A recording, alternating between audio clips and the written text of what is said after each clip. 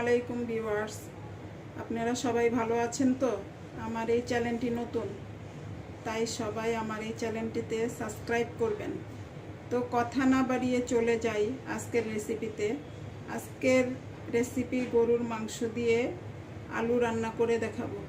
আমার রান্নাতে যা লাগবে: 1 কেজি গরুর মাংস, 1 কাপ পেঁয়াজ, 1 চামচ মরিচের গুঁড়া, আধা চামচ হলুদের গুঁড়া, 1 চামচ ধনিয়ার গুঁড়া, 1 চামচ জিরার গুঁড়া, আর লবণ স্বাদ অনুযায়ী, 1 কাপ তেল, আদা রসুন বাটা 3-4 চামচ, তেজপাতা 2টা, দারচিনি, এলাচি, আর লাগবে আলু 3টা, আর 1টা টমেটো, 5টা কাঁচামরিচ। প্রথমে আমি তেল দিলাম।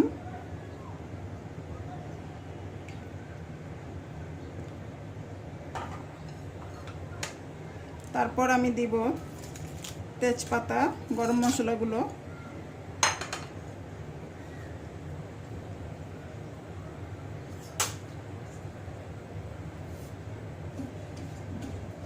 এখন একটু ভেজে নিব।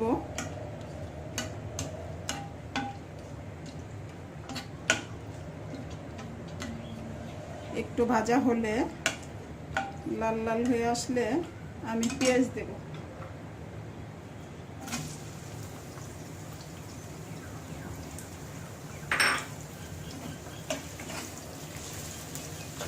পেঁয়াজটা লাল করে ভাজা হলে আমি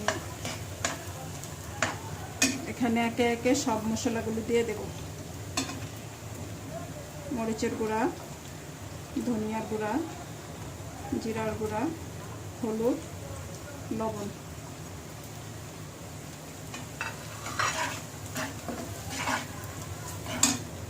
তারপরে দিয়ে দেব আদা রসুন বাটা,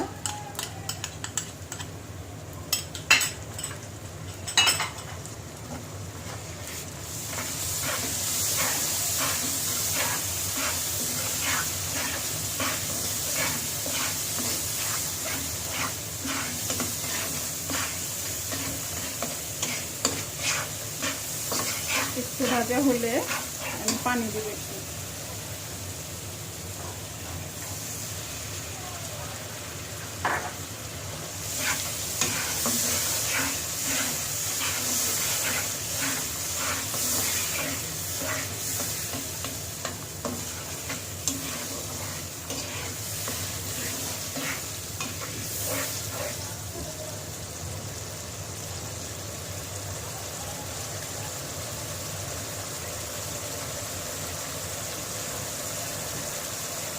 যখন মশলার উপরে তেল উঠে আসবে, তখন আমি এর মধ্যে মাংস দিয়ে দেব।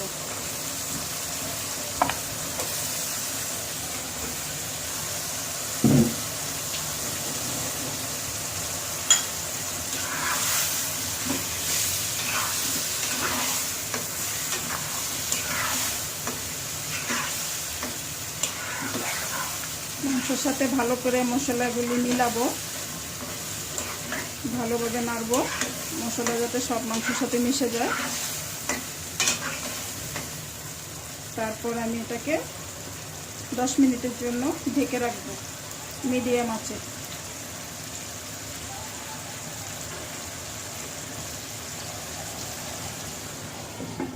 আমার 10 মিনিট হয়ে গেছে। এখন আমি ঢাকনাটা উঠাবো। ঢাকনাটা উঠানোর পরে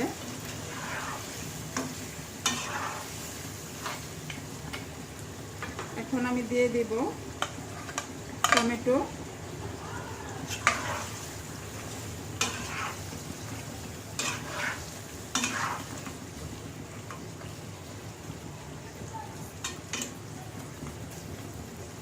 টমেটো দেওয়ার পরে আরো 20 মিনিটের জন্য আমি ঢেকে রাখবো সিদ্ধ হওয়ার জন্য। 20 মিনিট পর ফিরে আসলাম। এখন দেখব আমার মাংসের কি অবস্থা।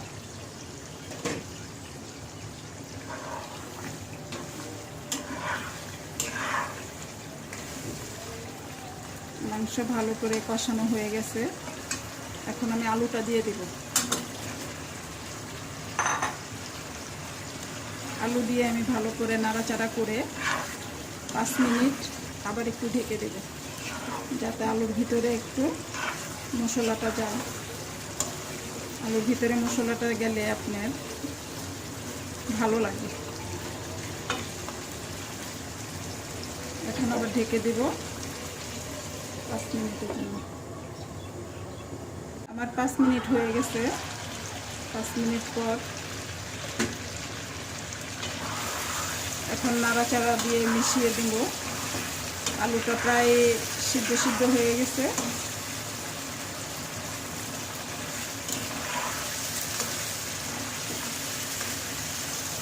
এখন ঝোল দিয়ে দেব।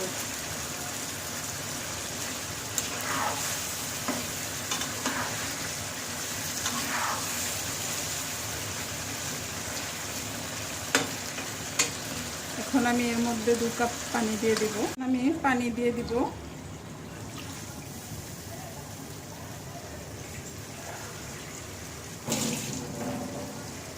দুই কাপ পানি দিলাম।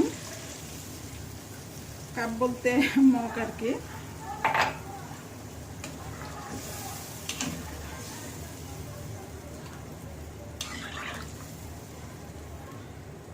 আর একটু পানি লাগবে আমার।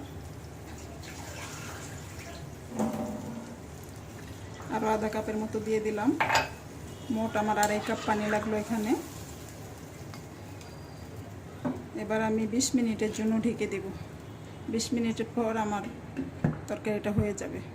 হয়ে গেছে, আমার রান্নাটা প্রায় শেষ। এখন আমি এর মধ্যে আধা চামচ জিরার গুঁড়া আর আধা চামচ গরম মশলার গুঁড়া দিয়ে দিব। আর কাঁচা মরিচ ফালিগুলি দিয়ে দিব।